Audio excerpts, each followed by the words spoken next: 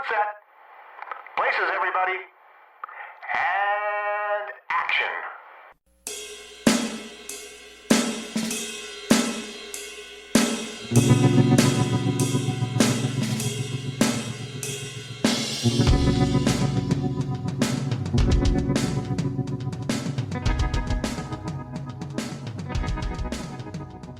It's time once again for the Hooked on Movies podcast. Today, we are celebrating the 25th anniversary of the release of Ocean's 11 from 2001. Really? 25 years? 25 years old, man. That's right. My God. That's I'm right. old. Well, think about the original that came out in 1960. So this is a remake. And with me, of course, Ken. All right, chops. Hang on to your knickers. I don't know what that fuck that is. Wow. What was that? That was my impression of Don Cheadle Wow. trying to do a Cockney my accent. That God, it was sounded like something special else. needs. Like, Oh, whoa! That's God. about rightfully what he Oh, was my- doing, yeah. And I'm not saying that's an easy accent to do, man. Trust me, I wouldn't even want to attempt it. I didn't know you were doing the accent. I didn't say that. I didn't do coming. the accent. That's the thing. Oh, he's So- like, hello. Yeah. That's, hello. My hello. God. I Hang on to didn't your see knicker that. steps. Hang I on. didn't see that coming. I didn't either. After Ken's offensive racist accent, and Ted, Oh, God. Yeah, you gotta be nuts, too. And you're gonna need a crew as nuts as you. So who do you got in mind, Eric? wow, I don't have anyone in mind, Ted, but I'll tell you what, Ted Nugent called and he wants his shirt back. Yeah, he can have it. I know. Okay, well, Actually, it does look like a shirt that Ted Nugent might wear. that's exactly why he said it. Yeah. Don't talk about Ted's shirt. No, Crazy Uncle Ted, that's right. the Motor City Madman. So, of course, we're talking about Ocean's 11. We want to thank everyone for listening on the many, many outlets out there. Of course, our friends at the Dorking Network and wherever fine podcasts are sold. And if we have anybody listening in England, we totally apologize for Ken. Then again, maybe we don't. Hey, Don Cheadle didn't apologize. Why should I? That's So. right. If Don Cheadle's okay with it, we're okay with it. Gentlemen, first time you saw this movie, for me, theater. Opening night. I remember it like it was yesterday. Same thing here. It had to be in the theater. I don't know how my ex-wife and I would have not. How could you seen it. forget? How I could remember you this forget? thing. I remember this thing Because being I've seen it so promoted many for times. months. Yeah. Promoted for months. It has every single one of our favorite actors in it. It just Oh, yeah, it had to be. of course. And it's just because I've seen it so many times. I need to see a receipt, Ted. I need a ticket stub pronto. Yeah, probably not. So let's go into our particulars. Yeah. So we're doing Ocean's 11. It's directed by Steven Soderbergh. Screenplay by Ted Griffin. I thought it was by Peter Griffin. But okay, it's Ted Griffin. The music and score was by David Holmes. It's based off of the original movie Ocean's 11 by Harry Brown, Charles Lederer, George Clayton Johnson, Jack Golden Russell. But I think it's also known because it's a Rat Pack movie. So it has a running time of 116 minutes. It was released December 7th, 2001. And I think that this was the kind of movie that we needed at this time, post 9/11, right in that era, that this was a really good, fun movie. It had a budget of $85 million. It has a box office gross of $450 million. It has a Rotten Tomatoes score of a certified fresh 83% and an audience score of 80%. It has an IMDb rating of 7.7. All right, boys. You know what time it is. It is the cast. Hold on to your hats. Hold on to your knickers. Oh, Jesus. What in the hell? All of a sudden he's Oh, Asian no. now? Hold on to your knickers. Yes. You're just Damn changing it, accents now, huh? Oh, my God. We're going to break up the cast into a couple of different sections. So the 11, George Clooney as Danny Ocean, Bernie Mac as Frank Catton, Brad Pitt as Rusty Ryan, Elliot Gould as Ruben Tishkoff, Casey Affleck as Virgil Malloy, Scott Kahn as Turk Malloy, Eddie Jemison as Livingston Dell, Don Cheadle as Bashir Tar, Ken Chaobo as the Amazing Yen, Carl Reiner as Saul Bloom, and Matt Damon as Linus Caldwell. So the people at the casino are Andy Garcia as Terry Benedict, Julia Roberts as Tess Ocean, Scott Schwartz as Bruiser, Michael Delano as Frank Walsh, Richard Reed as Bucky Buchanan. And we have some cameos in this movie. The 5 actors who are being taught to play poker by Rusty are Holly Marie Combs, Topher Grace, Josh Jackson, Barry Watson, and Shane West. Jerry Weintraub, one of the producers of this movie, stars as Danny Shields. He's a high roller gambler. Siegfried and Roy stars themselves. Wayne Newton stars as himself. Henry Silva and Angie Dickinson both star as themselves, and they were also in the original film. Edie Gourmet and her husband Steve Lawrence as themselves. Steve and Edie. That's right, Steve Frank. and Edie. Yep. And boxers Vladimir Klitschko and Lennox Lewis as themselves. And boxing commentators, the great Larry Merchant and Jim Lampley. Impressive cast. What is Lennox Lewis doing these days? Retired, I assume? Commentating. He does Commentator? commentating for various things. Okay. Good world champion, though. Yeah. Ken's Tidbits. Do. Thank you. Do.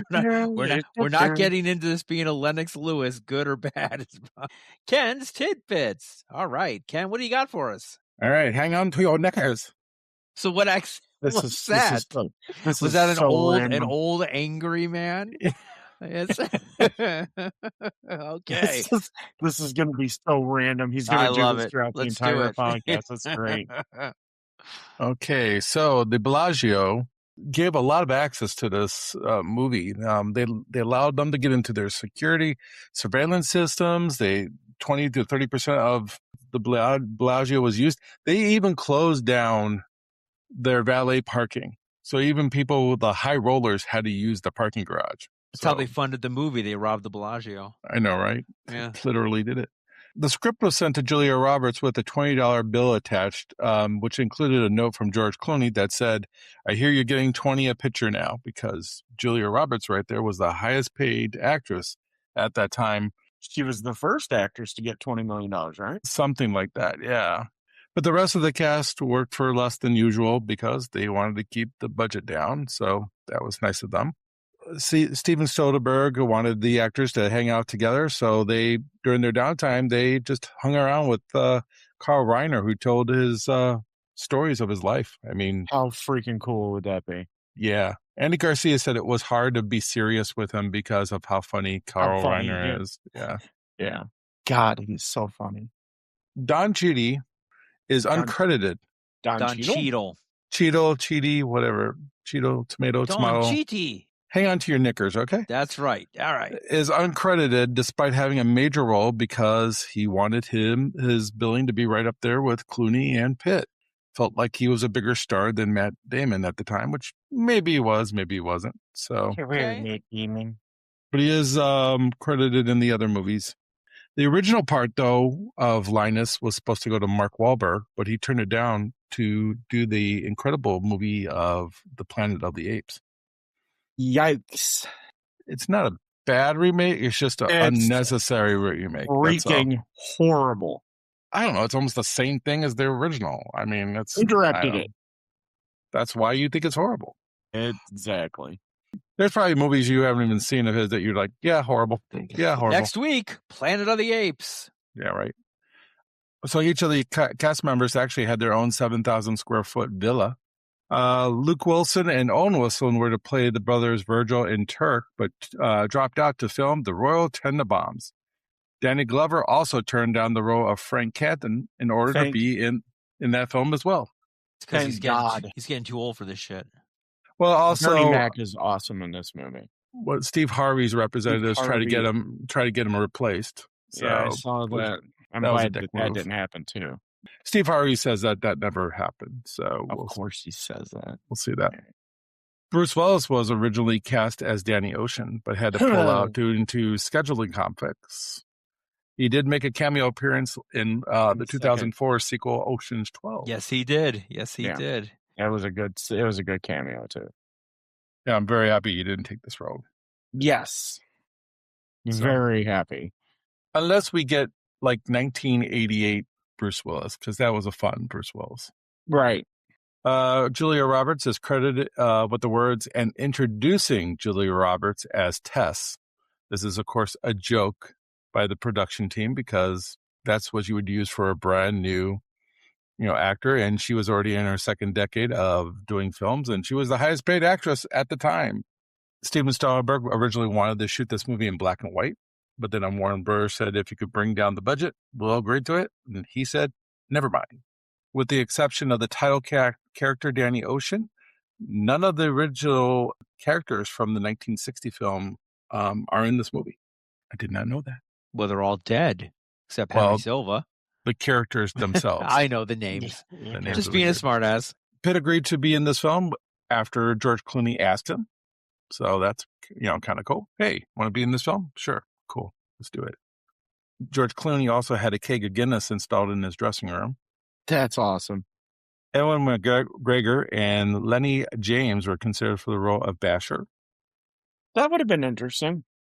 I mean, then you probably would have got that accent that you guys really He's got a real deservedly accent. wanted. That Yeah. Luke, that Look Luke pretty good. Skywalker accent? Or no, Obi-Wan- not Luke Skywalker. What did Obi-Wan Ewan Kenobi. McGregor- Obi-Wan Kenobi. Obi-Wan, yes. Yeah, get your Star Wars facts right. Come on. You're right. All right. Filmmakers Joe Cohen and Ethan Cohen were considered for the roles of Virgil and Turk, but they declined. That Coen would have been brothers. funny though too. Yeah. The Mormon twins, yeah. Alan Arkin was originally cast as Saul Bloom. That I can see. I can see that. Yeah. I can see He that dropped too. out for personal reasons. I don't know. I might have liked him a little bit more. I don't know why. Carl Reiner does a fine job. Don't get me wrong. But there's just something about Alan Arkin's, Demeanor. the way he acts. He's just Yeah. a better actor than Carl Reiner. Jon Favreau was offered to write the screenplay, but he turned it down. I wonder why. Maybe Yeah, too I much didn't like find out. Swingers. Maybe that's why they offered it to him, was because of the Probably Yeah, I that, mean, that 'cause- Vegas feel to it. Yeah. Swingers is a great movie. Vegas, baby. Vegas. So early casting choices: Sidney Pollack and Dennis is it Franz France, yeah. were considered for Reuben. Warren Beatty, Michael Douglas, and Ralph Fiennes were all considered for Terry Benedict. I could see Michael Douglas and Warren Beatty. Don Rickles was an early choice to play Saul Bloom. I'm happy that didn't go that way, though. To be honest with He you, does have serious acting roles. he In well, Casino, he was The very Casino he serious. does, Yeah, yeah. Yeah. But he's another funny guy though. He's too. one of my favorite insult comics. Yeah. It's great. Yeah. Johnny Depp was also considered for the role of Linus. No, no. No, I wouldn't want to see him in that one either. so. Nope. And nope, this nope. one was my favorite one of the tidbits. I wish this would have happened. Bill Murray was supposed to play a lounge singer, but the part was dropped when Murray was busy filming the Royal Tenenbaums. The Royal Tenenbaums took everything. As long as he is the lounge singer from Saturday Night Live. As he's doing Star Wars. Star Wars. Yes. Yes. Got the little ascot around his neck and everything. Yeah. The sleazy nightclub singer. Yes. Exactly. Could you just imagine, though, him being the lounge singer in this movie? That would have been so epic. It would have been epic. It would have Yeah. It would It's have all been right. epic. Royal Tenenbaum stole everyone. I get it. He did. I mean, They did. They did. Everybody just jumped ship and went to that movie. Luke and Owen Wilson as the brothers would have been kind of interesting though too. Yeah. But Yeah. as far as Danny Glover as Frank, no. No. It's Bernie Mac. You want to talk about somebody taken way, way too soon. He's just goddamn hilarious. There's very few things of his that I don't think that he's hilarious in. So that's All right. all I have, by the way, for Ken's tidbits. For now, we may talk about more things as the discussion continues. Do. All right. So hold on to your knickers. It's the plot. Oh my goodness. All right. Yes, that's true. Thank you, Ken. Ocean's 11 follows Danny Ocean, a charismatic ex-convict who assembles a team of 11 skilled individuals to carry out an ambitious heist Where have I heard this plot before? Their target is the vault beneath the Bellagio Casino in Las Vegas, which also stores the money for the Mirage and the MGM Grand casinos.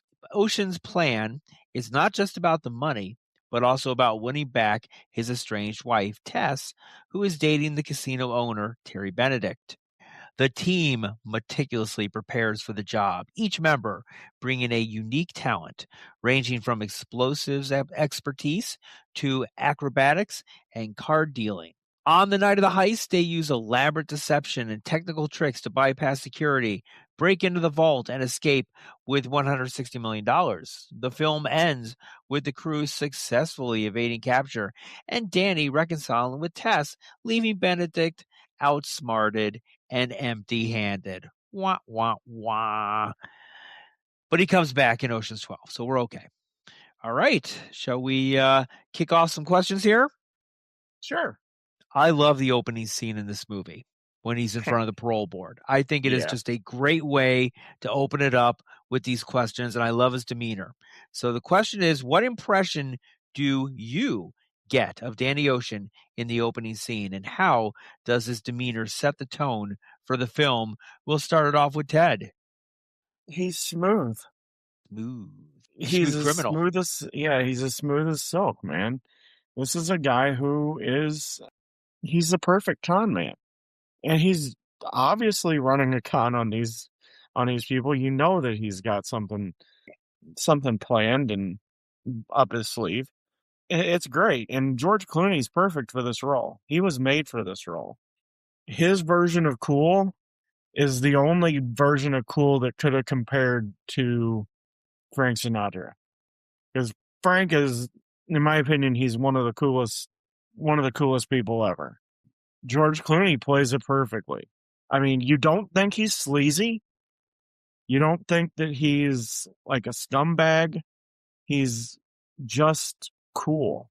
One of my only regrets from this movie is that they couldn't find an old Vegas sign for him and Pitt and Damon and Cheadle to take a picture in front of. Just so like you the want Rat them Pack like at the did. Sands did? Exactly. Because I've got that frame photo. Yeah. that is one of my favorite pictures in the entire world, because nobody will ever be that cool. I dig George Clooney as Danny Ocean. I think he's perfect. I mean, he's just great. Ken? I mean, if we're talking about the initial portion of this, I mean, we're talking the opening scene. Yeah, I'm not going to go set it up. I'm not going to go with what Ted just went with, because that one part doesn't tell us that he's like the best person possible for this part. I'm just not going to go there just yet.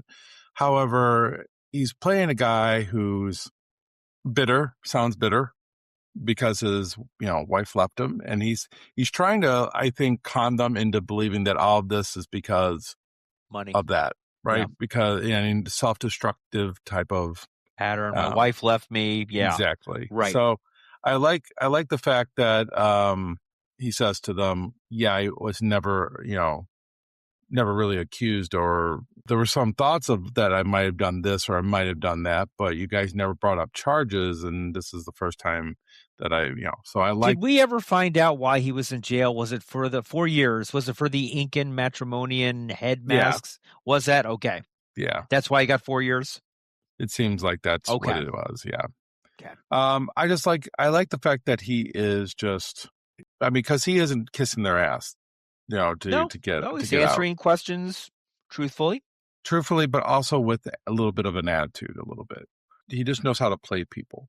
His greatest strength is getting people to buy into what he's selling them. And that's what the whole thing is about, trying to get 11 guys together to do a job. You have to sell them on doing a job, especially one that could get you into either jail or Terry Benedict going after you to try, to ruin you and your families. I think he shows in this scene that he is somebody that draws attention to the room and is, like I said, he makes you buy into whatever it is, that he's selling. I agree. And I think it's a great segue into meeting the cast of characters. And I like how Brad Pitt, how Rusty helps him kind of gather the 11 together. It's just the first quarter of the movie is just assembling the cast. You're meeting the characters. You're kind of finding out a little bit of their backstories. They've obviously all worked together in prior jobs, thick as thieves. They all know each other. And I think it's kind of cool how they just assemble everyone together. Yeah, each one of them have some distinctive thing about them that makes them like special. I do like how every character is kind of introduced. I do like the Mormon twins, as he called them. Yep. They're bored and they got the little mini pickup truck, and they got the big pickup truck, and they have that race and stuff. And you could see that they're two guys that basically try to one up on each other. Exactly. And kind of want a little bit more of them, a little bit, to be honest with you. I think they're just a fun little brotherly duel. But the one thing I wish they would have done here is that every person they got on board had something against Terry Benedict. Just to try to get the money, I think, is kind of, risking your lives and risking, imprisonment might not be enough. And so I wish each character had like something against him. Like for instance, Elliot Gould's character, shut down his casino, muscled him out, and then now is destroying it to build up another casino, right? And so let's kind of build on that. Let's just do a quick, maybe like a 2-minute breakdown of each character, our thoughts and opinions of them. Okay? Because the movie is built on these characters. So you really need to know the characters. And I think our review and whether we like or dislike the movie is going to be built on our love or dislove of the characters. So George Clooney, we've already talked about as Danny Ocean. Great job, great leader. His sarcasm and his wit and his plan, his overt plan to get Tess back, I think plays very well. We've pretty much talked about George Clooney, Danny Ocean. Rusty Ryan, Brad Pitt's character, very interesting. I've read many articles about this character, how he's always eating. You always see him with food. Yeah. Because chips, nachos. The articles I read, I guess this is kind of a quote unquote tidbit, is because as the character that he's playing, he's always on the run. He never settles down to have a good meal. So he's constantly eating, which is kind of his character. He needs something in his life to kind of like make him go. One of the lines that he says here, Lion says, "Are you suicidal?" And he goes, "Only in the morning." I actually believe that is the case with Rusty. I think Rusty, unless something in the day presents him a challenge, he is suicidal. And we're not reviewing Ocean's 12, but in Ocean's 12, he blows all his money, not because, he unwisely, invested in something. He just doesn't care about the money. He cares about the challenge, the excitement of what everything brings. In fact, if there's one character that takes more risk than anybody else, it's Rusty. He does the doctor character. He's on the phone with Terry. He does these different things to put him more at risk, I think, than everybody else. I love him teaching the Hollywood kids. Yes. How to play poker. It's great because you can tell that he's like, this is like living hell for him. Bored out of his ass. Longest day of my life. Yes. Longest day of my life. Sleeping with your wife. Brad Pitt in this role, he's the perfect sidekick for Danny.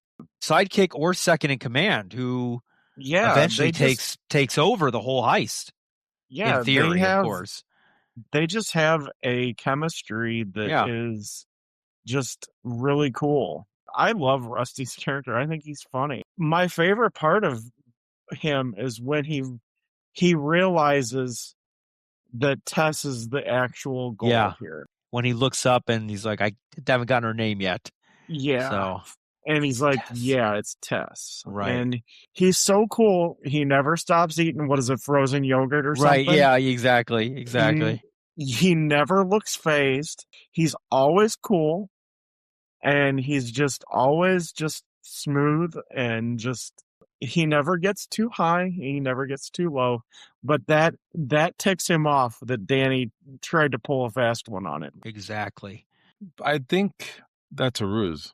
To a certain extent, so when initially I think he's like, don't tell me it's about Tess, right?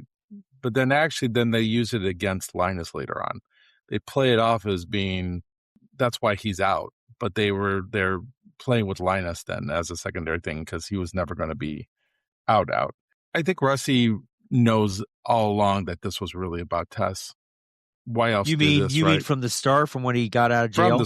From the start, yeah. I think was so. debating that. I was on the fence back and forth on that to whether Rusty did know or he just found out and then he was just, kind of reinventing the game here. I really don't know. I can't answer that one. I mean, he knows it's Terry Benedict's, Right. because he knows, and he knows that Terry Benedict's with Tess. I mean, Does he know that she's with Terry? Yes, Benedict? I mean, he does. He has. He does say that at the beginning of the film. Yeah. And so it is a revenge thing. Maybe trying to get her back. He might not know that at first, but he knows that the main reason for going after these casinos is to get back at Terry Benedict. Well, let's roll into Matt Damon's character, Linus Caldwell, Billy Caldwell's son, who they've never met before. First time. He's the rookie of the group. And I like when we actually meet Billy Caldwell in Ocean's 13. Yeah. And it's Super Dave. Yeah, exactly. Yeah. The great That's Super Dave Osborne. Matt Damon's here again. This is perfect casting. Matt Damon's great in this role. I mean, this is just before The Bourne Identity. So he's coming off of like Rounders, which was really cool, and The Talented Mr. Ripley, yep, which was really good as well. He's just cool. And he's cool under pressure. And you believe because we've seen Matt Damon as Will Hunting. So it makes sense that he could be this really intelligent and really smooth pickpocket and just kind of like a Danny Ocean in training, essentially. You can totally see that. He completely fits along with everybody here. I would say that he's not cool. Not cool. I mean, he's awkward. The great example of here is when they keep on like doing things to him, like, you gotta walk before you have to crawl before you walk, or whatever the case may be. They leave him in the van, and he, the Mormon twins just drive him up the wall. And what does he do? He leaves and jeopardizes the whole situation. So he has to jump out of the window, doesn't he? Yeah, he has to jump out the window. How the fact that they didn't catch these guys for something like that that's so preposterous. But like I said, I agree with he's a Danny in training. I agree with that to a certain extent. And I think one of the reasons why is because of Danny's relationship to his father.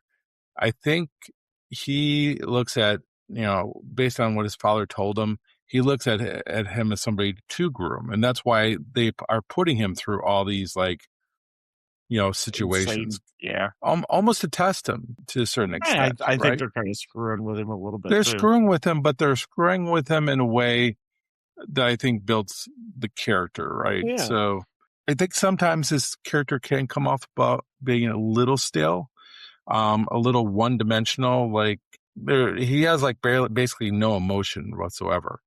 And don't get me wrong, I still love Matt Damon for this part, and I think he does a good job of it. But if there's one character in this whole movie that's kind of just blah a little bit, it's Linus. I think he gets better as the movies go along, and I think that's on purpose. They're building this character up through all three movies, and then in the second film, he takes lead. The second half of Ocean's 12, he's it. But I think in this first movie, he comes across being a little dry compared to all the other characters who just have such big personalities. Well, he's the newbie. And like I said, he still does a good job. It's just compared to everybody else, his character is like the driest of all the characters we have here. So would he be the Peter Lawford? Kind of. Yeah, he's pretty dry in Ocean's 11, the original. Yeah. Yeah. Peter Lawford is kind of dry in everything he did. So let's move on. So Julia Roberts is Tess. Now, does she keep his last name or does she lose it? Did they ever say? They never say. They never say. I mean, she held on to the ring, so I think there's always been a hope that they would get back together. I think a little sentimental, yeah. not just sentimental. I think there's part of her, that she does truly love Danny. So that's why you kept the ring. If you really hated him, you would not have gotten rid of it. However, I just said how Linus is kind of a very blah character. I also think that attests to. Oh, But she has her Yeah. moments, though. Her sarcastic Yeah. wit is there.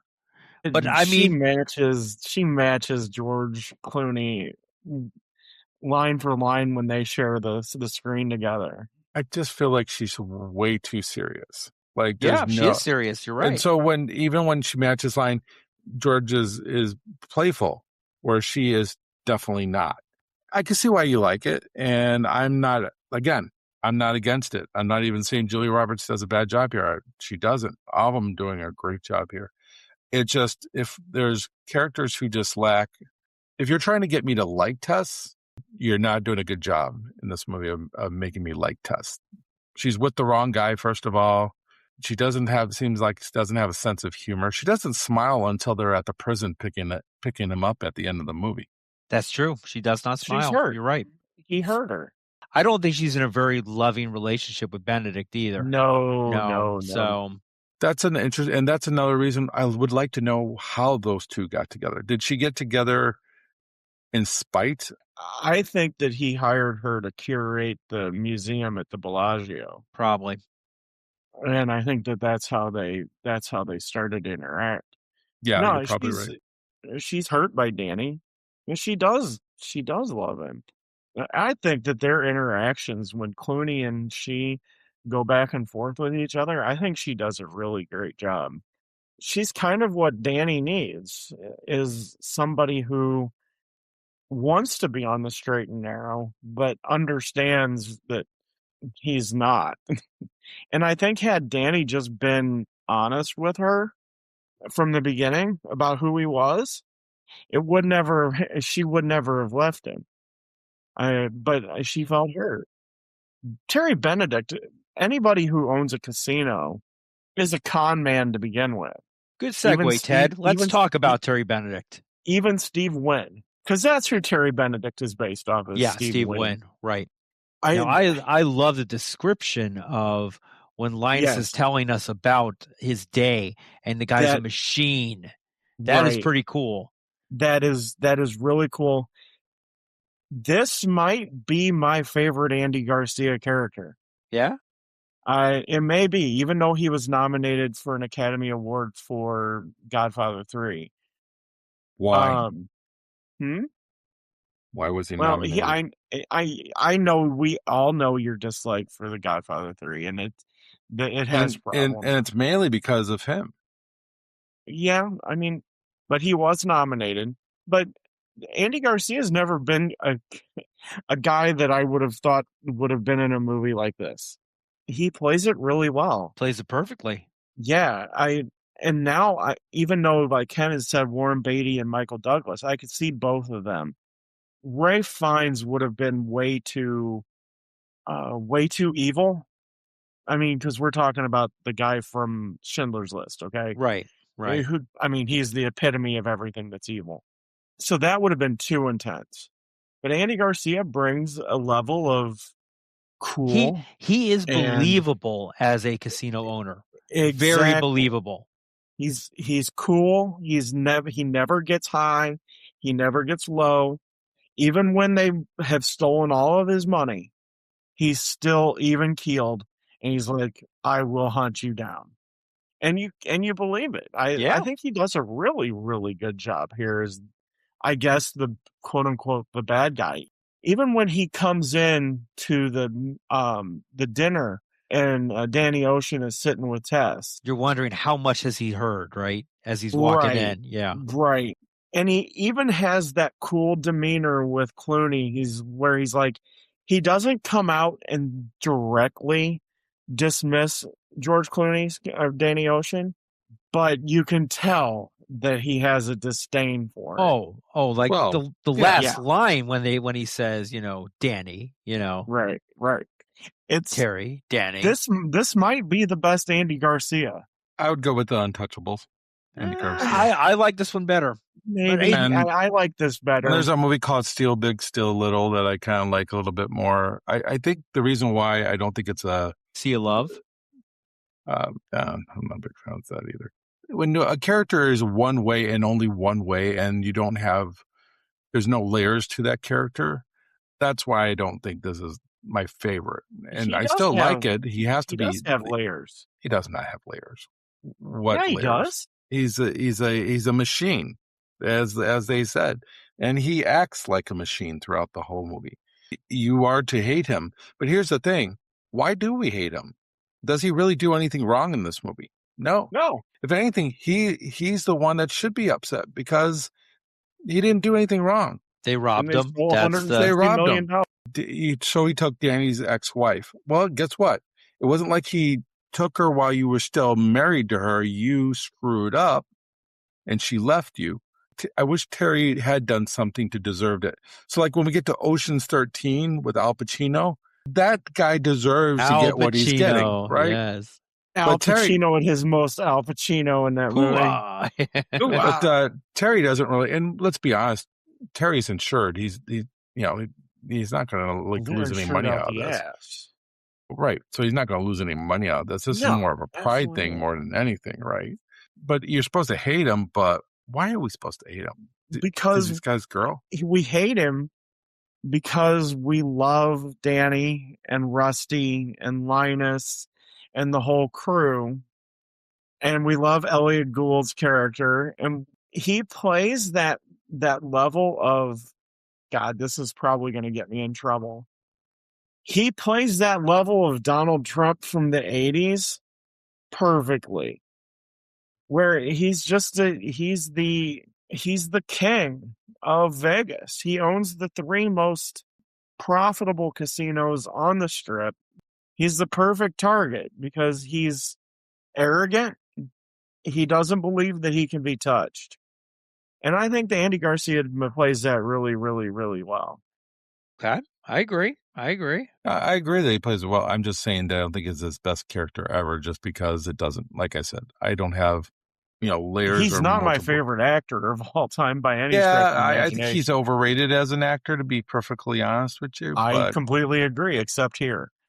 I plays a bad guy great. I do think Al Pacino does a better job in Ocean's 13, to be perfectly honest with you. Hoo-ah. Because at least in Ocean's 13, and we'll probably do that down the road, you give layers to Pacino's character by what he loves.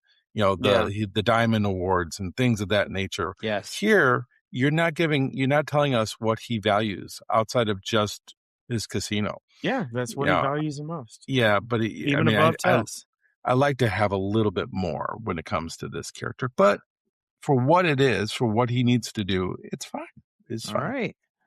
Let's move on to Mr. Bernie Mac as Frank Catton, who we Bernie all Mac. agree is the ultimate in his position here.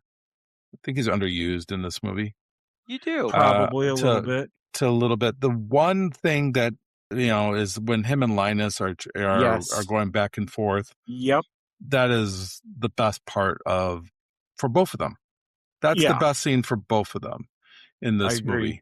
movie. You take that scene out, I don't think you really Bernie Mac or Matt Damon are contributing much to this film. I think that scene is it. Kudos to Matt Damon for being able to go. What are toe-to-toe. Bernie Mac's traits? He's a card dealer, right?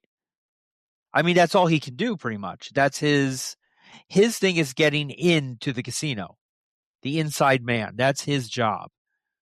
He gets out the layout and everything like that. Exactly. Learns the staff. Each character has he's- their own special uses.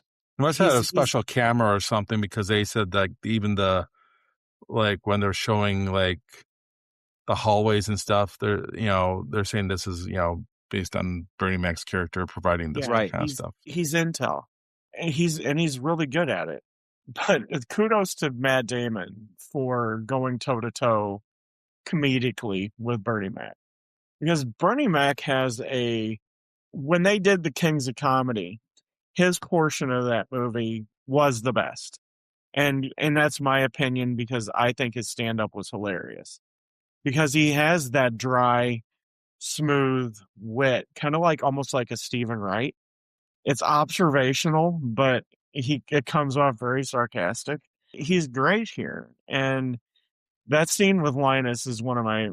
There's a lot of scenes that I really like in this movie, but I really, really like that scene. It's hilarious. That's what we call white chat. Right. You better get your boy. Yes, yes. It's all I didn't right. understand in 2001. I didn't understand when he said the word colored how that would set somebody off. Now I do. Oh, as- yeah, as the- 2001, years- absolutely. As the years have Yeah. gone by, I realized the word color, how bad that. You're saying about that 6 word is. years late to that. Yeah, To that party in 2001, pal. exactly. Yeah, no, I know I was late to it. Yeah, but so when Yeah. I'm like, what did he say to get him all riled up? And then I realized, that's even worse than It's just the N word It's right up to there. some people. Yeah. and the way that Damon delivers it is so perfect too. It makes me laugh. So the only thing that confused me a little bit was at the beginning where George Clooney's character, Danny, shows up and he's dealing the blackjack, right? Right. And he calls him by his real name. Right. And it's almost like they've never met before. But then They later on, they do that on purpose because there's casino eyes and ears. But why all does over he the use place. his initial name? If that's Because the he case. knows he's using a different name. But why say it? If you know there's eyes and ears, why would you call him out the first name to throw, He threw that get him name a- off because maybe he thought he was someone else on purpose to throw off the camera security. I don't know, it And just he threw me wanted- off that little Yeah, that he initial wanted interaction. to see if he could break Frank Hatton and see if he's still up for the game. And Frank plays it completely cool because Bernie Mac is freaking cool as hell. It just didn't make sense to me on why he called him by God his rest first name Bernie to Mac. start off, especially if you have eyes and ears everywhere. Ken, no bad offensive impressions on this one. All right. Don Cheadle as Basher Tar. I know there's been controversy, not by Ken, but controversy about the accent that he used in the movie. We did talk about. I happen to love the quote unquote Cockney accent that he does play. I think he's a great character and he's wonderful at it. He's as eccentric as somebody who deals with explosives should Right. be. Exactly. He's kind of a little off. And I mean, because if you think about it, some of the other heist movies and things like that deal with explosives, the explosives guy is always just a little bit off. And he's just a little bit crazy. And you don't know exactly what he's going to do. And I think Don Cheadle plays it great. Yeah. And I think Don Cheadle brings the energy to the movie. he does. So even though I don't agree with you guys as far as his accent goes, and that's why partly I'm making fun of him, is just So you don't because- like, would you rather he just use his normal voice? or just a British accent in general. I mean, not a Had to Cockney go accent. full Cockney. Then you couldn't Yeah. do the Barney Rubble nobody trouble. Yeah. Nobody goes full Cockney. So, Yeah, that's right. I love the Barney Rubble. Yeah. The You know Barney who does a Rubble. better version of that is Brad Pitt in the movie Snatch. Oh well, yeah. He just does a much better job here. But like I said, what He's Don probably a much Cheadle better does, actor. what Don Cheadle does well here is just the energy. I mean, regardless of what he's saying, it's the excitement of how he's saying it or how he does things. Right. I enjoy it. In fact, I love the introduction to him probably the best. Hold on to your knickers. And then you go and he blows the and then of course they now walk he's the in. Wicked Witch of the West. Yeah, So- exactly. Yes.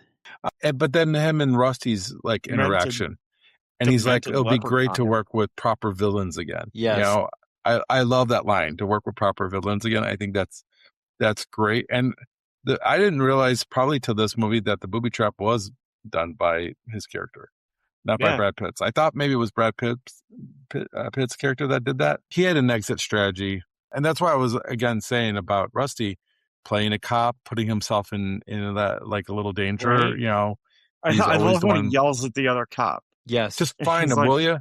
Just find him, will you? Is it Riggs or Griggs? Something. It's one or the other. I can't. It reminded remember. me of a Lethal Weapon kind of thing. a little bit. You know? Yeah. Perfection. Moving on. Casey Affleck, Virgil Malloy. Let's go Casey and Scott Conn. We'll go both together. We could do both of them together. Yeah, because they need each other for this. They do. They can't work independently, can they? And I think as a group, as the Mormon twins, they are just they're kind of stupid. Let's be honest. They're not all there, but when they work together as a team, their stupidity actually pays off. They play the part very well to kind of create that stupid controversy in anything they do. I think Scott Conn and Casey Affleck work really well together. I think Casey Affleck's character is definitely the smarter of the two, because he builds the model car that looks just like his brother's truck. And crushes it. He crushed. Didn't even see it coming either. That was the funny thing. He was like, that makes me laugh every time too. No, I think that because Scott Conn plays this great too. It's like coming off of Varsity Blues, and he's in Boiler Room, and he plays all of these goofy characters, but he really does it really well. I think it's because of the difference between the characters. Like you said, Casey plays the smart guy, the guy who can work with computers and build things, and whereas I think Scott Conn's character is more of he's more with the zingers. Like he's the one that's going to do something like run over the car and stuff like that. Drop you like third period French. Right. So, because when Casey tries to say something like, he's trying to say something like, I don't have time for you, clowns or whatever. Yeah, something. It comes off, he isn't able to say the line as smoothly, where his brother's just like, balloon boy. So that's why their characters are so different. One is making fun of one all the time, and the other one is just proving him that he's smarter than him. So they just go back and forth. They're believable as brothers. Yeah, they are very believable. Okay, perfect. Well, I know we talked about Mr. Elliot Gould earlier, but let's continue with the character as Ruben. Plays a very, very good money man, if you will. I love Ruben. I love Ruben too. I love it when he goes up to Linus and he's like, "Oh, you're what's his name's boy?" And he's like, Bobby Caldwell's boy. Yeah, and he goes, "You're from Chicago, right? Oh, yeah. You like it there? Yeah. Okay, get in the house. Get the fuck in the house. Get in the fucking house, right? Right. I would have loved to seen a little bit more of what Al Pacino does to him in Ocean's 13. I want to see the Terry Benedict thing, taking it to, because I think that would help us hate Terry more if we saw what Terry did to Ruben. Because Terry did something similar to Ruben that, Pacino does in 13. Pacino really fucks him in 13, though. Yeah, he does. And I think if we see something like that from Al Pacino, Terry Benedict's character, I think we get more because of the fact that all we hear is Terry Benedict is going to he'll ruin you, he'll ruin your family, he'll do this, he'll bury you, all this other stuff. But it's never personal. No, it's never personal. It's only personal if you try to steal from it. Right. But it's the same thing with Al Pacino's character. It was never personal. It was very personal because they shook hands with Frank Sinatra. Well, but he also says "fuck Frank Sinatra." You know what that means, though. He doesn't care about anybody else but himself. That's all that meant. So I don't think he'd had anything against Ruben, and I don't think Terry had. They're basically watching the fight together, and they're actually at the demolition of the not in the same hotel. row. Not in the same row, but in the same row when the demolition of the hotel. Well, it's because it's his hotel. It's being demoed. Right. He must have them out of his own hotel, he says. Yes. He doesn't like Terry because Terry represents New Vegas. Right. Compared to Old Vegas. That's where their beef comes. Whereas Al Pacino, he betrays Old Vegas. And you know what it means when he says that you shook the hand of Frank Sinatra. They're talking about the mob. Mob money. Yeah. Basically, Pacino's character in 13 betrays everything that Vegas was originally built on. And he thumbs his nose at it and he says, I'm better than that. And maybe that's so. Where that whole... I that mean, whole we did thing have the comes from. corporations that took over, and they don't care about Sinatra and things of that particular nature. Just watch the last 5 minutes of Casino where the narrator, I think it's De Niro, talks about how Vegas then becomes, buffets and old people and Right. everything. Well, by 2007, which is I think Ocean's 13 is 2007, memory serves me right. Old Vegas is Steve pretty much Wynn dead. owns everything. Yeah, Old Vegas is dead anyway. So somebody that says screw Sinatra, I guess I don't have a big problem with that because everybody else that's out Nobody- there is long past Sinatra. So the other guy just has moved on. People who were part of that, But people who are you part don't of that, you don't betray. but here's the thing: the people who that are part of that that. are the people that are the ones being left behind. And that's what Al Pacino's character in the 13, he doesn't want to be left behind. He doesn't want to be a relic like Elliot Gould's character here. That's what happens to him. Time has passed him by. So people who were about Sinatra, they decided they wanted to keep that way of doing things, were going to be dead. They were going to be dinosaurs. And that's what happened here. Well, they're going to be dead in many different ways. But it's the whole idea that the betrayal of Pacino's character of Elliot Gould is the catalyst for everything. Yeah. And it's I'm just not saying that it's not that he's moved on. It's that he completely and utterly tries to ruin Elliot Gould's character. Just And took he advantage tried- of him. And this is not Ocean 13 podcast, but I would say from that movie, he does say if he was too old and Encino to see it coming, he deserved it. Simple as that. It wasn't personal for him. He was like, if he didn't see it coming, because everybody would be cutthroat. Even back in the mobsters' days, they're going to be cutthroat. It doesn't matter if they're going to shake Sinatra's hand or not. They're going to take advantage of situations. But what I will say about Vegas Ruben, was different. Vegas was different. I still don't think it's different. Everybody got their own cut, sliced and but diced. for the movie, I just don't think it matters. For the movie, I think I just want to have, Ruben going up against Terry and just make it bigger. Just make it a little bit more personable. That's why I said at the beginning of this movie, maybe Terry did something to each one of these people. Maybe that's why the Mormon twins are in Utah, because he did something to them which made him leave Vegas. There's just something I think that would have helped Terry's character. But going back to Ruben, I just love when he's said, it used to be sophisticated. You used to just whack a guy. Now you go, after their families and their livelihood. And then he also would say things like, now we have locks and watches and timers and all this. He's listing all these things which make him sound old. The way he's, and that's and that's the crux of it. It's old Vegas versus new Vegas. And even kind of Danny represents kind of like old Vegas. He does. And because they grew up with old Vegas. They're at that age where they, you had the Sands and right, the Flamingo, all those other, yeah. But I mean, that's what it was. I mean, I don't think Terry needs to do anything to each one of them. Danny has a personality that brings people together, and they want to work with him because he is the chairman of the board. He is smooth. And as far as Elliot Gould's character, my favorite part of the whole movie is when he tells Brad Pitt and George Clooney about the 3 times people almost got away with stealing from a casino. Because I think it's perfect, and it's awesome.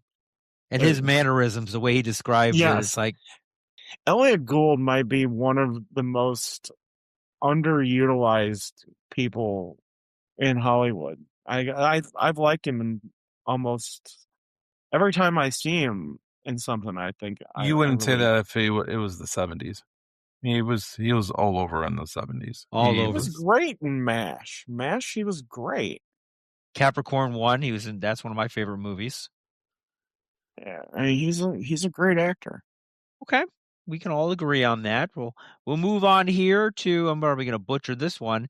The Amazing Yen, played by Shabu Quinn, or Win, Yeah. however we want to say that. Got some cool lines, some cool finger gestures here and there. But as a grease man, I think he does what they need, actually. I think any stuntman can done this, by the way. Well, I'm any sorry. small Asian stuntman, yeah. Yeah, that's about it. I mean, I mean, yeah, I think it's funny that Rusty can speak Mandarin. Yeah, how about that, huh? He translates for him. Yes.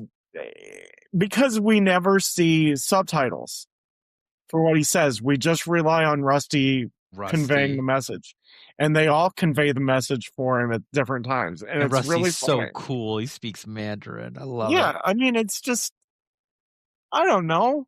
I think it's pretty fucking impressive what he does. That's for sure. I mean, holy shit. Yeah. I don't think I think that it would take the level of Jackie Chan or Jet Li to do what he does. But this guy is extremely tiny. Yeah, You need exactly. someone That's who's why really they couldn't. small. Yes. Because otherwise, I think Jet Li is in this movie if he could have, because he would have been another huge star. That's why he's in the Expendables. I don't know how you would get Jet Li in this movie. I mean, for what they needed this character to do, he was the grease man, and I'm sorry, I don't think Jet Li would fit that grease man type of deal based on what was needed. I mean, Jet Li doesn't have the acrobatic talent as this guy does, right? But this Probably guy not doesn't speak English, and he doesn't understand English. They had to have a translator on site the whole time. Well, you want it to be authentic. Hilarious. You know, I don't know how authentic it is. I like it. I like it when they go see him in San Diego. He's like, which one's the amazing yen? Small Asian guy. And he turns his head. Just looks at him. And Danny's like totally blowing this off. Right. And then all of a sudden he does that amazing trick. And that is really freaking amazing. And Danny's like, oh, okay. That makes me laugh too. I mean, the character's just a stunt double. I mean, I don't think of him as anything special in this movie, to be perfectly honest with you. I mean, he does what he needs to do, but I mean, his character itself doesn't present anything more to the table than just being able to do a backflip and get into tight, spaces. Outside of that, I could care less about this guy. And you got too many. You got enough personalities anyway you don't need him to have a personality. No, you don't. He's the one guy that you just need him to do that special thing that nobody else can do, and that's it. And used to be a grease fan. Let's talk about the character, Saul Bloom, Carl Reiner. I know we talked about him a little bit earlier. What do you guys think of him? I know he's Carl Reiner. I get it. Yeah, I mean, come on. He's royalty. He is comedy. I mean, without him and our show of shows, 90% of what we find funny doesn't exist. Mel Brooks doesn't exist. Woody Allen doesn't exist. I mean, you just go down the line. I wouldn't go that far. I wouldn't say he's the reason why Woody Allen or Mel Brooks or any of them, No, they're writers. They're writers. And Carl Reiner is a writer. I would say Carl Reiner. Yeah. This is actually a surprise here, I think, for me, because of the fact that he was never known for his acting.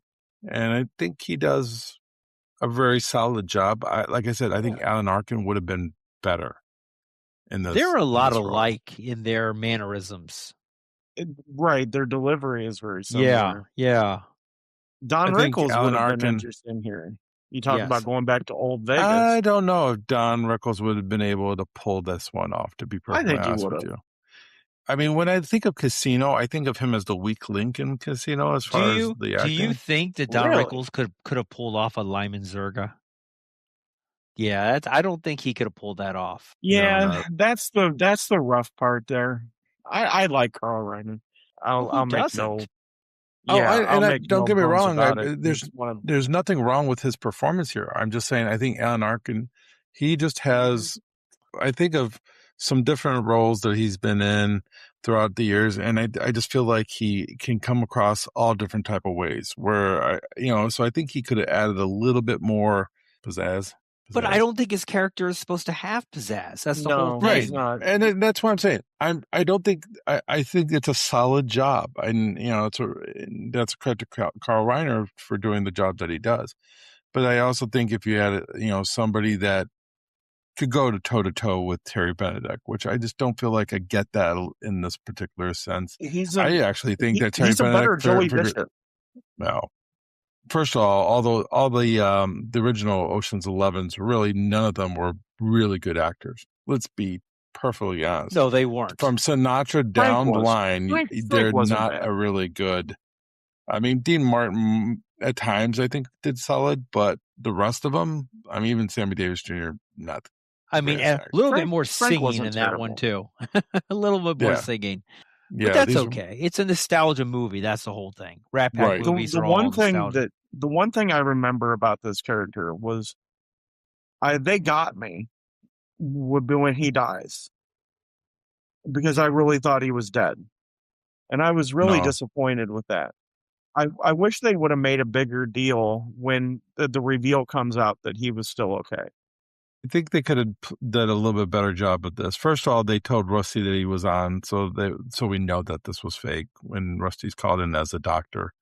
So there's no way. I mean, why would Rusty be a doctor unless you're faking, what happens to him? They still got me. I was sad when they said he was dead. I actually think it would have been more interesting if he did die, and they had to like figure out like way- a wrinkle in the yeah in the plan. Yeah. Because of the fact that throughout the movie he's having little problems here and there. Or is he And- just acting?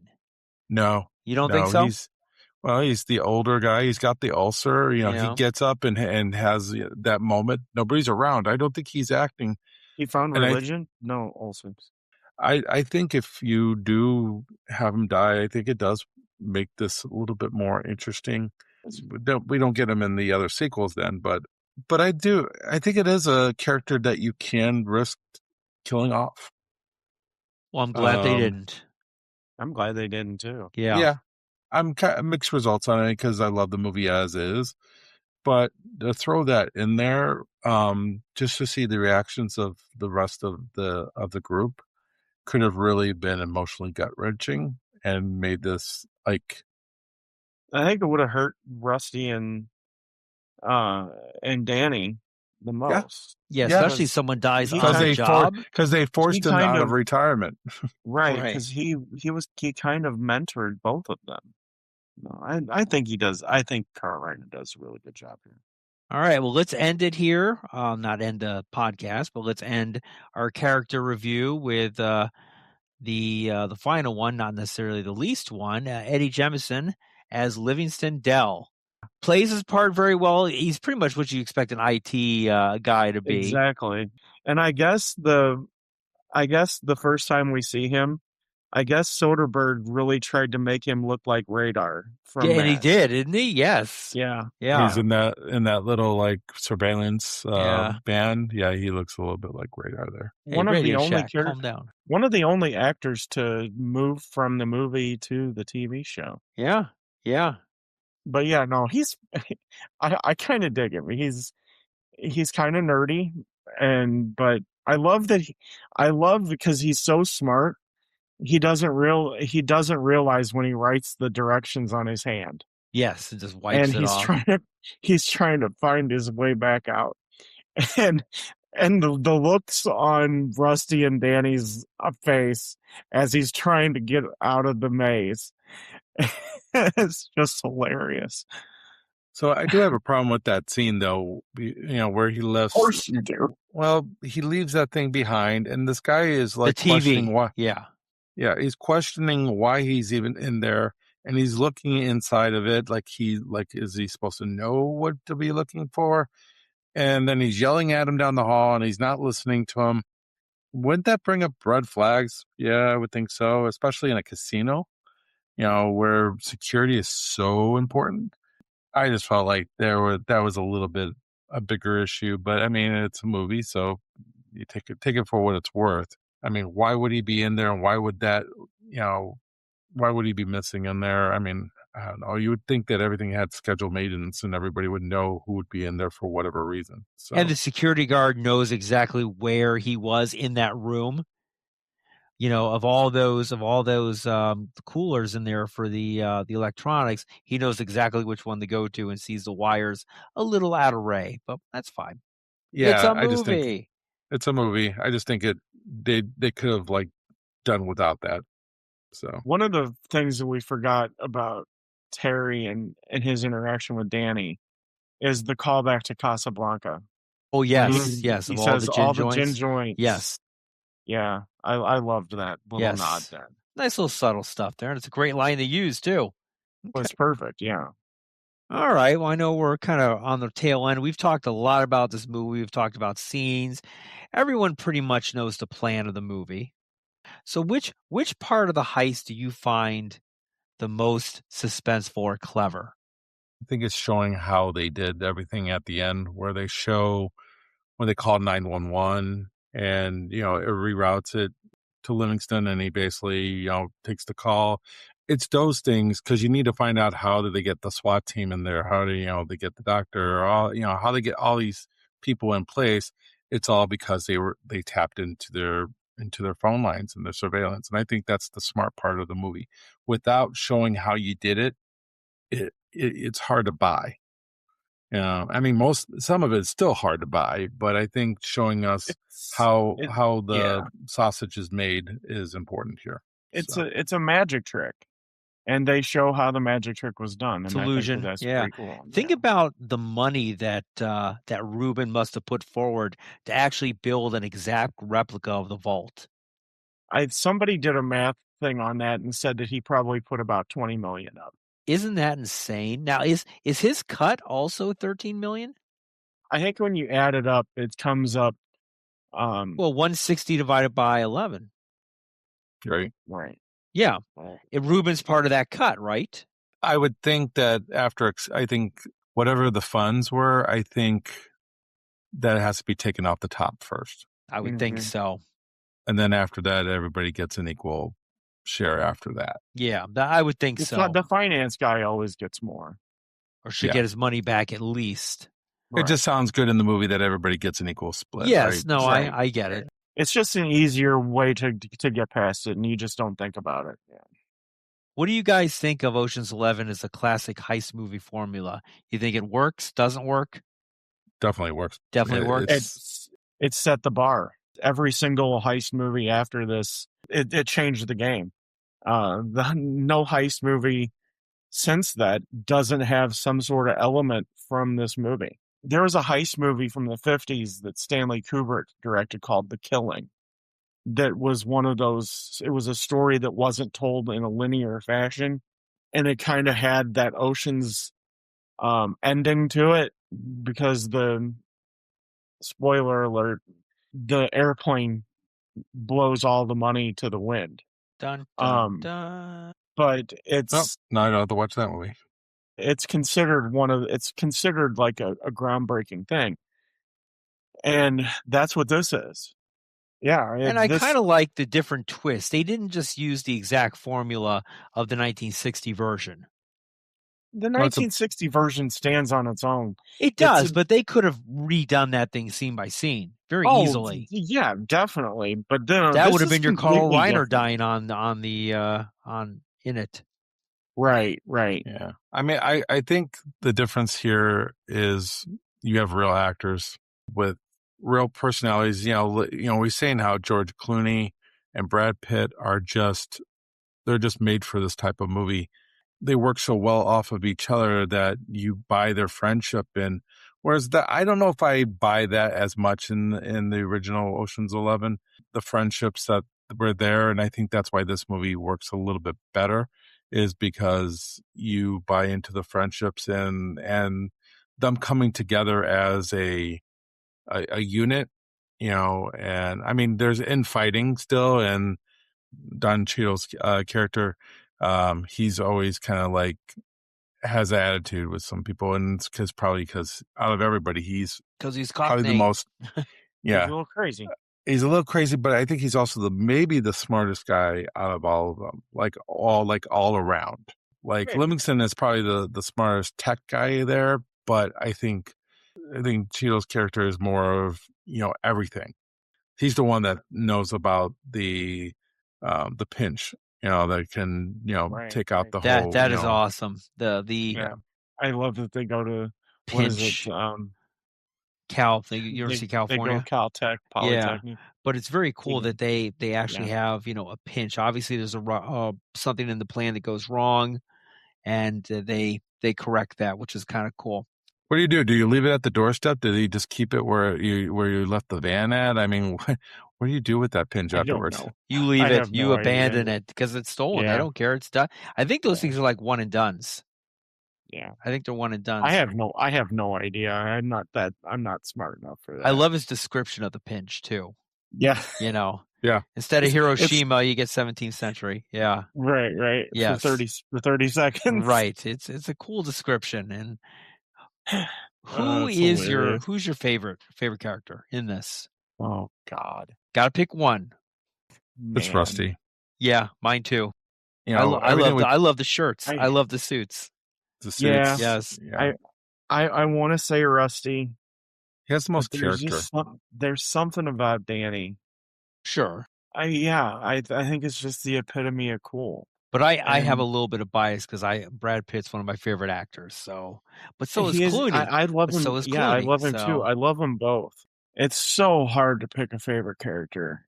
If I had to choose, if you're gonna put a gun to my head and make me choose, Put a gun to your it head. would be Danny. It's Just just a because little Chinese guy. Yeah. it's. I really because- I thought you were going to say Elliot Gould.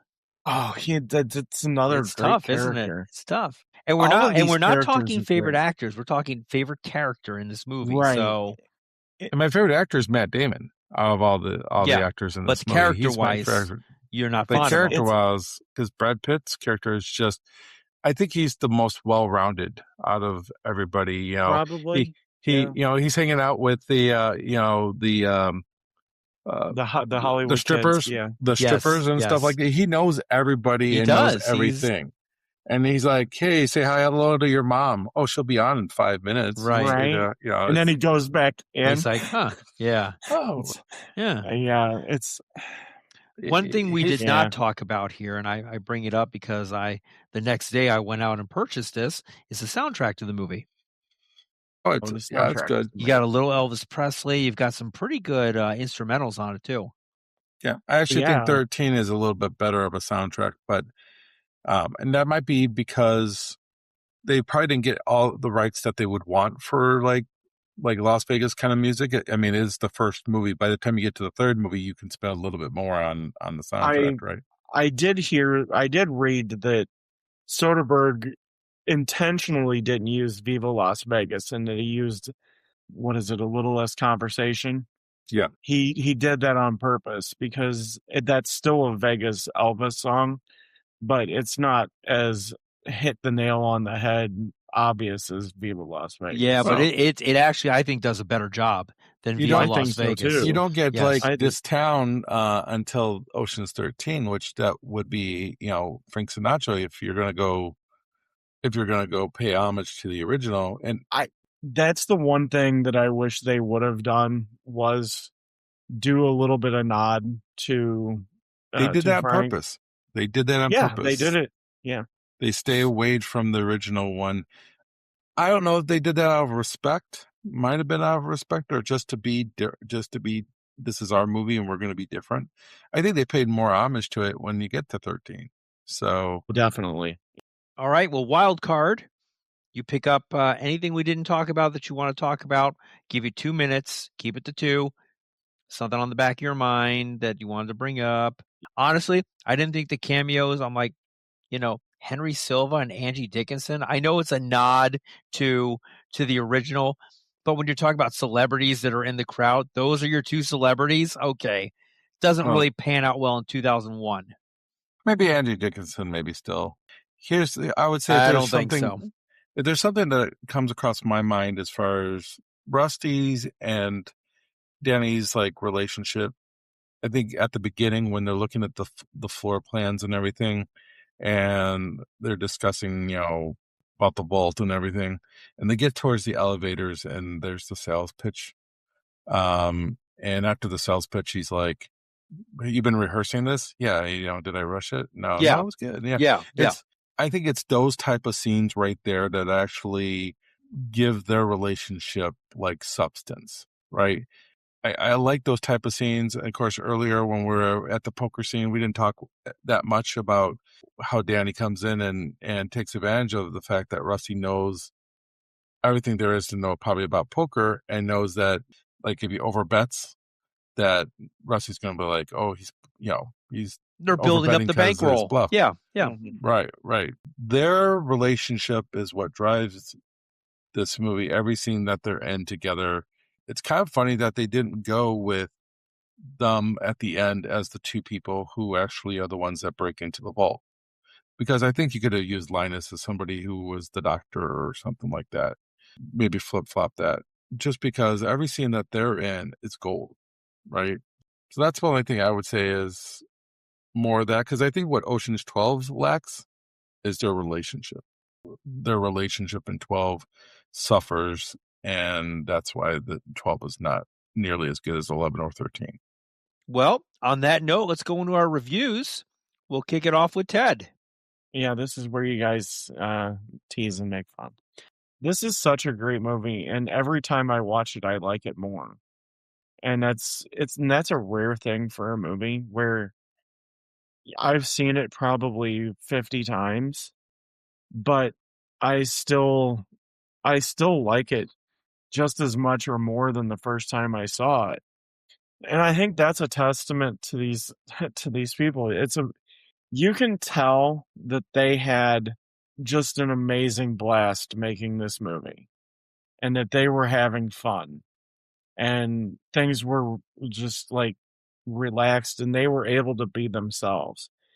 And because in some of these scenes, I don't think that Clooney and Pitt are even acting. I think they're just legitimately being themselves.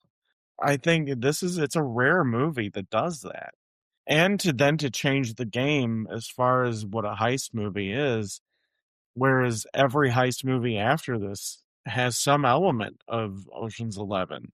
And I think in a way they do pay homage to the original, where these guys are as cool as the Rat Pack was. The Rat Pack was fucking cool. You want to hang out with these guys, even though they're quote unquote criminals. You want to hang out with them because they're just cool. Yeah, this is a 5-star movie for me. I mean, both of you probably knew that. Shocking. The only flaw that I could even find in this movie is I don't necessarily care for the Mission Impossible thing with Clooney and Linus careening down the elevator shaft. That's the only thing. I mean, what is that? It's like 2 seconds of the movie. It's the rest of the movie. It's great. It's an awesome written script where every character gets to shine. I just think it's awesome. So yeah, it's a 5-star movie for me, or 5-hook movie. 5-hook, 5-star for me. I saw this in the theater. It's probably a top 10 movie, and I mean that, an actual top 10 movie in my repertoire of films here. It's 5 stars all the way. Everything Ted said. It's just one that I've watched it several times a year. Now, I haven't watched 12 and 13 in quite some time, and I might actually sit down a couple days and maybe watch those to get a feel for it. But this one is just solid gold for me. It's a 5. Ken? Yeah, I'm going to agree. It's a 5 movie. I don't give 5 movies out very often. This is a lot of fun. I enjoyed every time I watch it. I don't go, I have to watch this again. I never feel that way. It's one of the most watched movies in my history of movie watching. The one thing that maybe I should have brought up earlier when you were asking what else should we have brought up is the style of how this film is done, as far as like the colors that pop in. This felt more like 4K before 4K was even a thing. It just everything kind of just pops. Yeah, but it has visually. that nostalgia feel though too. Has the nostalgia feel, but everything just looks amazing. This was one of the first DVDs I ever bought. Now that I think about that. And I remember when I got this on a DVD, even when I got it on Blu-ray later, it almost felt like it didn't change much because I thought it already looked great on DVD. I just one of those movies that now I own it on 4K and 4K digital and HDR I want to see 10 this or at the whatever. movie theater again. Yeah, this would. Yeah, too bad they don't. If this comes back to the theater, I will go see it again. Yeah, absolutely. I would definitely see it. Maybe Fathom will do it. So yeah, I think the look of this film is just stunning, and I think this is a timeless type of movie. It's the perfect heist movie. Other heist movies that I've seen before take themselves way too seriously, and I think this one just has fun with what they have, and it's perfect. It is perfectly cast, even though I made some remarks about how I would like Alan Arkin in this role, or maybe some other actors in other roles. What they settled with is good. It's near perfect. So yeah, it's a fun, perfect little movie, and I'll stick with my 5 hook rating on it. Awesome. Okay. Well, we are going to continue this way that we do now to pick our next movie. I have to admit, I wasn't on board with it originally, but I've come to actually enjoy it a lot now. You kicked it off. I did kick it off. I did, but I wasn't crazy about the possible door number 3 or what's behind this door avenue, but it has grown on me. So, okay. All right. So, Ken, you're doing it this time, right? No, what we're doing this time is listeners. The listeners have given us... The listener gets to pick. Yes, yeah. You gave us some movies to choose from. So what I'm going to do here is I got a list here. I'm going to, guys, give you a number between 1 and 25 again. And you each were going to pick one, and then we'll see what we have. And then you can choose the door number 1, 2, and 3. You better have picked very wisely. So we got 25 movies from our listeners. Oh, actually, we had a little bit more than that. Nice. Nice. Good job, listeners. Well, thank you. Well, Mr. Ted, I will let you do the first first number. All right. So let's go with 11. Ocean's 11. Nice pick. Nice pick. I'm going to go with Ocean's 13. Well, there we go. So number 11 goes to a movie called Eraser with Arnold Schwarzenegger. Oh, no. Yeah. Okay. Really? And number 13 goes to, and this might work with the fact that the sequel is coming around, The Devil Wears Prada. Yes. Okay. Yeah. Devils Wear Okay. I mean, it's a coin flip unless you both want to just say no to Eraser and go with Devils Wear Prada, which that would have been Eric's movie, and then Eric can either take that movie or choose between door number 1. Not my movie. I just won it. I will go with Eric's movie. I don't want to flip a coin and have to try to do Eraser. Sorry, whoever picked Eraser. Yeah. Devil Wears Prada. Boy, I've only seen that movie one time. Okay. So technically, Eric, since it was your number that was selected, you get to choose if you want door number 1, 2, or 3, or keep what you have. My goodness. Dun, dun, dun, dun, dun, dun, dun, dun, dun, well, since we just did Ocean's 11 and it's a gambling movie, Bob, I'm going to roll. I'm taking a door. Which doors are going to be 1, 2, or 3? And can I have Ted pick the door? You could. Okay, Ted. Oh, no. I chose to pick the door. I'm letting you pick it. I feel like I'm on Let's Make a Deal. You are on Let's Make a Deal. Pick wisely. I'll pick door number 3. Door number 3. Ooh, I'm excited. Door number 3 is Horrible Bosses. Oh, okay. Sweet. All right. Horrible Bosses. Ah, my goodness. Okay. Want to know what number other 1? 2 doors? Door number 1 was the movie Cars. Okay. Yeah. And number 2 was The Prestige. I almost went with 2. Horrible Bosses. Okay. Nice. Oh, yeah, that's a funny movie. It is a very funny movie. So, well, thank you, listeners. I look forward to doing Horrible Bosses. Good choice by listeners. Yeah. Good choices. Yeah. Me and Eric were going to think about stacking the deck and putting all John Wayne movies in there. So yeah, of course you are. Yeah, of course. Yeah. Yes. So maybe next time. Maybe next time. Overrated pack ever. Okay. Well, that's all the time we have on this episode of Hooked on Movies, the podcast, where we're going to be doing Horrible Bosses next. When did that come out? When was that? Horrible Probably not. Bosses was 2011, so 15 years. Fif- 15 was right. years. Wow, 15 years that movie's been out. Crazy. All right. Well, happy trails, everyone. See you at the movies. All right, And, chaps. Hang on to your knickers. oh, Let's see us next wow. time on Hooked on Movies.